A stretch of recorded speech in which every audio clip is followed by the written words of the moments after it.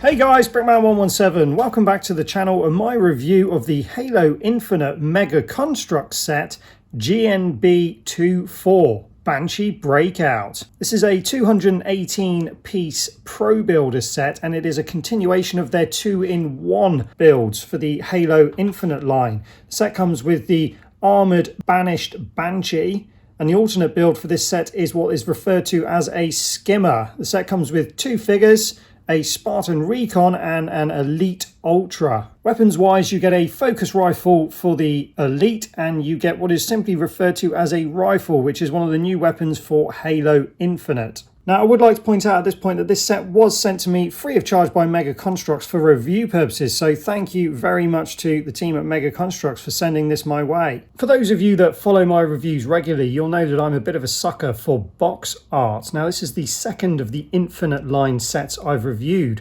and once again, I'm very happy with the box art. I think the design team at Mega Construx do an excellent job at capturing the essence of the scene with their box art, which in turn kickstarts the builder's imagination before they've even opened the box and started building. Now, one of the things that I mentioned in my review of the Recon Getaway set was I was really pleased that they hadn't glued the boxes together because I like to keep the boxes tidy. Now, unfortunately, this box is glued together, but it does have the latest style of opening, so you can actually open it relatively tidy and then you can actually reseal the box quite nicely as well, so that's a good compromise for me. Another thing that I completely forgot to mention in the Recon Getaway review was these sets do come with paper instructions, but they're only for the primary build, generally the main build on the front of the box. The secondary builds, you need to download the instructions or view them online via the app printed on the back of the box. All the details are on the box and in the instructions. So if you do want to build those alternate builds, you will need access to the internet to do so. Okay then, so let's take a look at this Banshee. Now, I had a number of comments left on my thoughts video I did for the pre-release images of this set regarding the fact that it looks strange because it doesn't have the propulsion units on the end of the wings. Now, that was the most common comment left. People either really liked it or they didn't like it because it didn't have these propulsion units.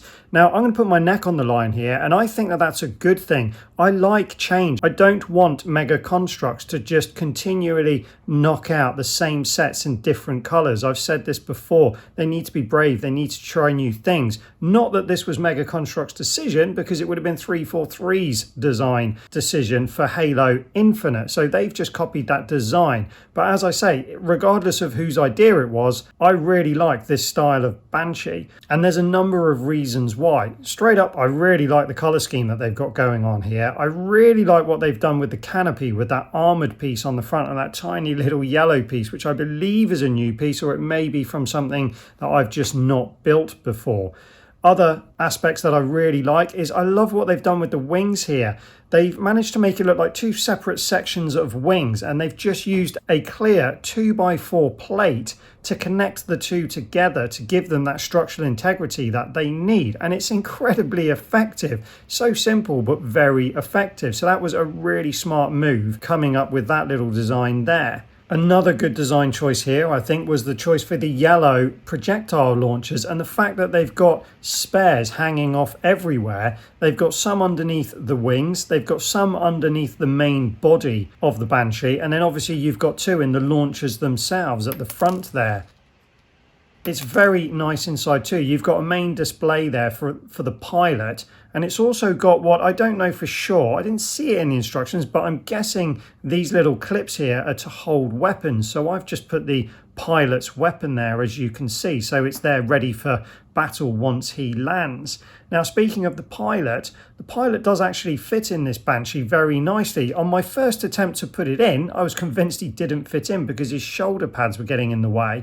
But with a little bit of adjustment of the arms and the shoulders, he then slides in very, very nicely, and he can hang on to those hand grips nice and comfortably, whereas some of the Banshees in the past have been quite difficult to actually get an Elite to lie in there comfortably, or the canopy doesn't quite want to close properly, whereas this one has none of those problems whatsoever. So again, definitely an improvement. Another little design feature that I really like is what they've done with these grey sections on the fronts of the wings here. Now, I'm not sure if they're supposed to resemble air intakes or something for some part of the engine or the propulsion system. But whatever it is, I love the way that they've made this angle against the angle of the wing. I think temptation would have been, from a design perspective, to angle it the same way as the wing, but that contradiction of angles really stands out. And I think that is apparent all over this design. When you look at the angles of these wings, it's very contradictive to itself. It chops and changes as it goes through, which isn't usually how Banshees are designed. And I think that's why I like it so much. It's just something fresh and something different. Now, before we take a look at the figures that come with this set, I just wanted to show you a couple of things. First off was this shake test.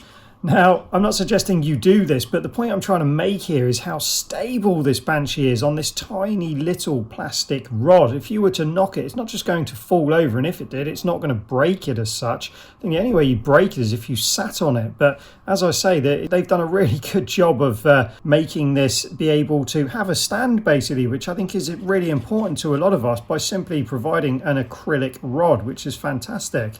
Now, secondly, I just wanted to show you a comparison. I know some people are really keen to see this against older Banshee, so I've chosen to show you it against the Aerial Ambush 10th anniversary Banshee, because that is a relatively modern design as well. It's a retake on an older style Banshee from their original Aerial Ambush set.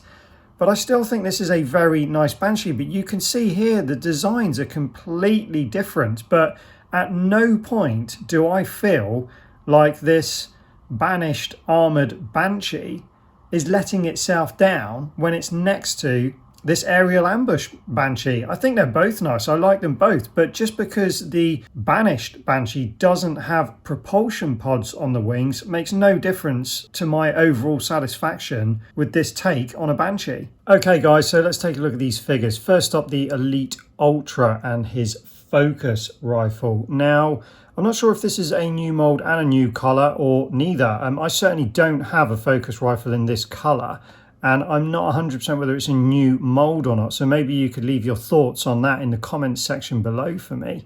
Now, in regards to the actual Elite himself, from what I can see, it's an identical mold to the Halo Heroes Elite Ultra that I've just recently reviewed. But the major difference between this one and that Halo Heroes is the paint application, aside from the actual eyes, which are very nicely done, I might add, and the top of his helmet.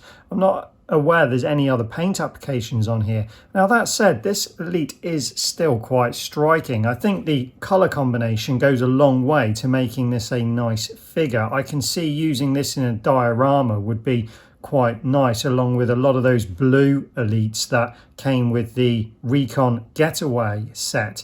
But to be honest with you, if I was choosing between putting one of these white ones in with a bunch of blue Elites and that Halo Heroes one, I would probably go with the Halo Heroes, but maybe not. Maybe we'll see how it goes. The Halo Heroes one is silver after all, and this one is white, so I guess you could possibly use both of them. Either way, I do like it. It's a nice figure. It's got some nice detail, especially the shoulder armor. I think that's really nicely detailed, and his helmet's really nice. And as I say, paint application on the eyes, absolutely perfect. So to summarize, nothing to write home about in my opinion, but certainly nothing to complain about either. Now, this guy, on the other hand, has lots to write home about. Now, this is Spartan Recon, much like there was a Spartan Recon in the Halo Heroes line I've just recently reviewed.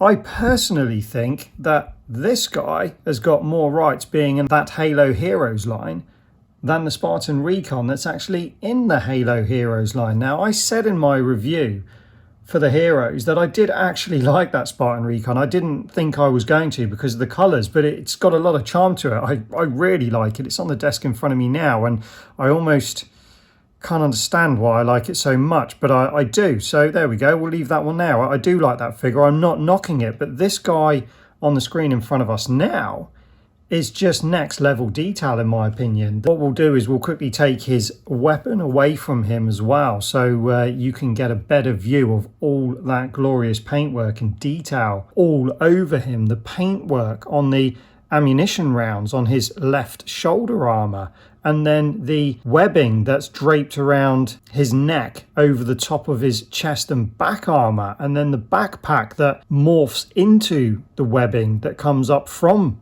the back of his armor, everything about it, the colour, the paint applications on his helmet and visor, there's so much going on with this Spartan Recon that I have to say, as much as I do like the one in the Halo Heroes line, this is more of a Halo Heroes to me personally, and I really like this figure. It's got to be one of my all-time favourite figures. So that just about sums up my thought for this set, guys. I thought I was going to like it, and I did. I really like that figure. No disappointments at all. The Elite's nice too, as I say, and the Banshee, I do honestly like it. I know it's a little bit controversial and everybody's got their opinion on it, but I honestly do like this Banshee.